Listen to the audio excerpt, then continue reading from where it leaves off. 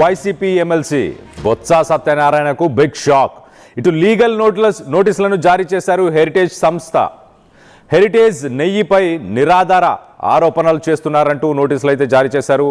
ఆరోపణలకు వెంటనే బహిరంగంగా బేషరతు క్షమాపణ చెప్పాలని హెరిటేజ్ సంస్థ కోరింది.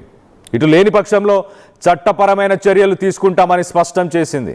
నోటీసు జారీ చేసినందుకు ఇటు లీగల్ ఖర్చులుగా ₹1,00,000 చెల్లించాలని తెలిపింది హెరిటేజ్ తరపు లాయరు. ఇటు హెరిటేజ్కు ఇందాపూర్ డైరీ అనుబంధంగా ఉందన్నారు బొత్స. ఇందాపూర్ ద్వారానే ఇటు టీటీడీకి నెయ్యి సరఫరా జరిగిందని బొత్స కామెంట్ చేశారు. ఇటు హెరిటేజ్ సంస్థ 22 కంపెనీలతో కలిసి సిండికేట్గా ఏర్పడిందన్నారు బొత్స. సో మొత్తం మీద దీనిపైన హెరిటేజ్ సంస్థ ఇటు రెస్పాండ్ అయింది, లీగల్ నోటీసులను సర్వ్ చేసింది.